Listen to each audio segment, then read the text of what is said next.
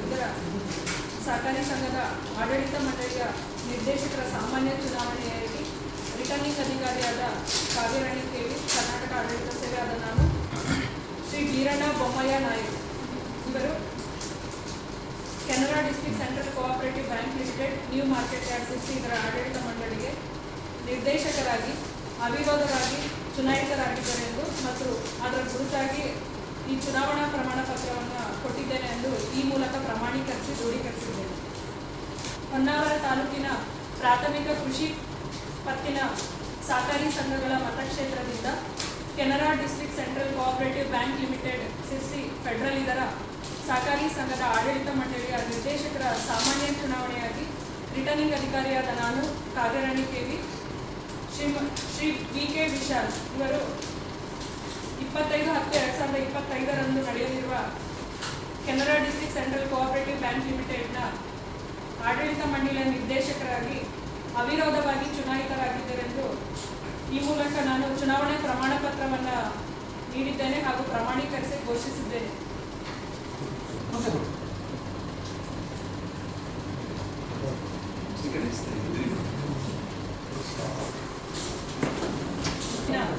ಸಹಕಾರಿ ಸಂಘಗಳ ಮತಕ್ಷೇತ್ರದಿಂದ Canara district central cooperative bank limited federal ಇದರ ಸಹಕಾರ ಸಂಘದ ಆಡಳಿತ ಮಂಡಳಿಯ ನಿರ್ದೇಶಕರ ಸಾಮಾನ್ಯ ಚುನಾವಣೆಗೆ ರಿಟರ್ನಿಂಗ್ ಅಧಿಕಾರಿಯಾದ ಕಾವೇರಾಣಿ ಕೇವಿ ಆದ ನಾನು, ಶ್ರೀ ಮಂಕಾಳ್ ಸುಬ್ಬ ವೈದ್ಯ ಇವರು ದಿನಾಂಕ 25/10/2025 ದಿನಾಂಕದಂದು ನಡೆಯಲಿರುವ Canara district central cooperative bank limited, new market yard Sirsi ಇದರ ಆಡಳಿತ ಮಂಡಳಿಗೆ ನಿರ್ದೇಶಕರಾಗಿ ಅವಿರೋಧವಾಗಿ ಚುನಾಯಿತರಾಗಿದ್ದಾರೆ ಎಂದು ಅದರ ಕುರಿತಾಗಿ ಇವರಿಗೆ ಚುನಾವಣಾ ಪ್ರಮಾಣ ಪತ್ರವನ್ನು ಕೊಟ್ಟಿದ್ದೇನೆ ಎಂದು ಈ ಮೂಲಕ ಪ್ರಮಾಣೀಕರಿಸಿ ಘೋಷಿಸಿದ್ದೇನೆ.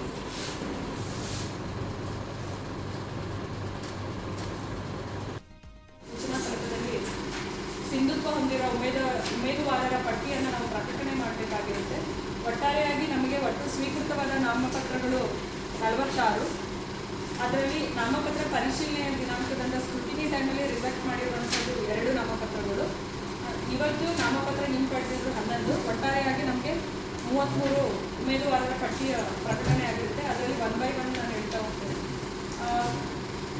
ಕಾರವಾರ ತಾಲೂಕಿನ ಪ್ರಾಥಮಿಕ ಕೃಷಿ ಪತ್ತಿನ ಸಹಕಾರ ಸಂಘಗಳ ಮತಕ್ಷೇತ್ರದಿಂದ 3 ಅಭ್ಯರ್ಥಿಗಳ ಉಮೇದುವಾರರ ಪಟ್ಟಿಯನ್ನು ಅಂತಿಮವಾಗಿ ಪ್ರಕಟಣೆ ಮಾಡಿರುತ್ತವೆ.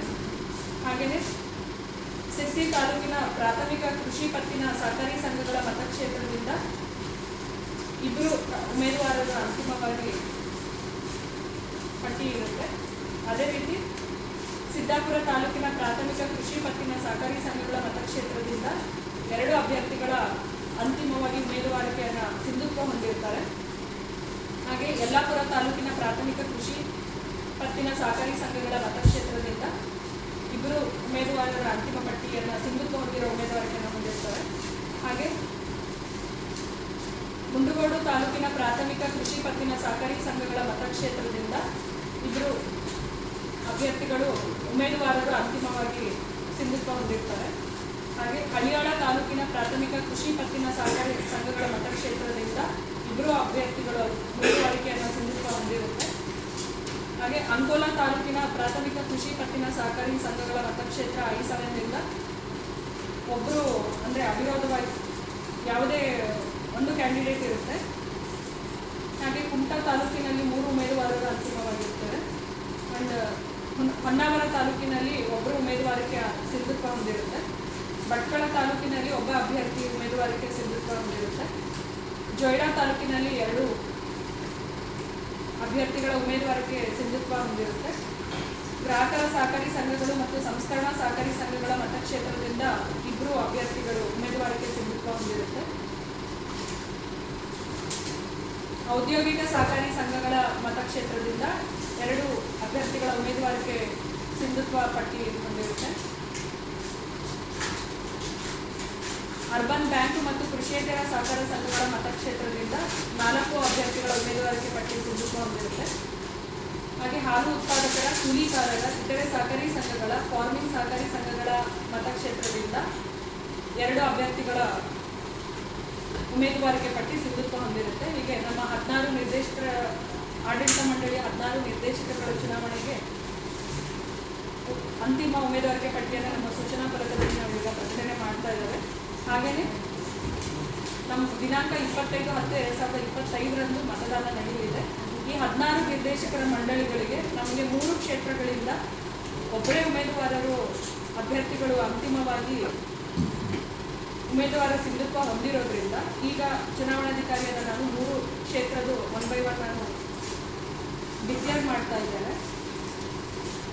ಮೊದಲನೇದಾಗಿ ಅಂಕೋಲ ತಾಲೂಕಿನ ಪ್ರಾಥಮಿಕ ಕೃಷಿ ಪತ್ತಿನ ಸಹಕಾರಿ ಸಂಘಗಳ ಮತಕ್ಷೇತ್ರದಿಂದ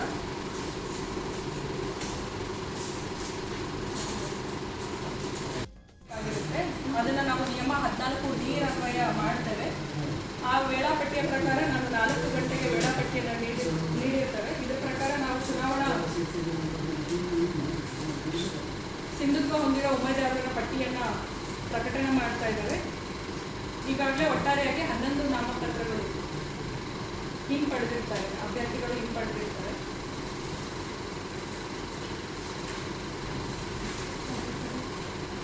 ಇದರ ಪ್ರಕಾರ